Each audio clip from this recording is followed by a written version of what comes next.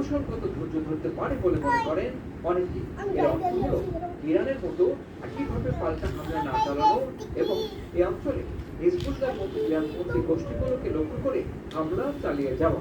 এই কাজ বছরের পর বছর ধরে করে আসছে ইসরায়েল।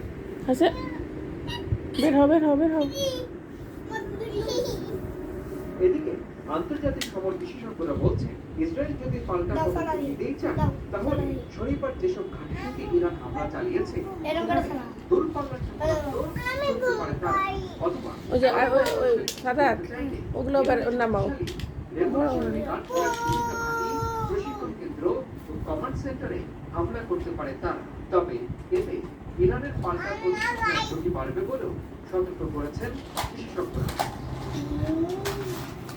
এত কিছুর পরেও যে প্রশ্ন সামনে আসছে তা হলো মার্কিন যুক্তরাষ্ট্রের ভূমিকা।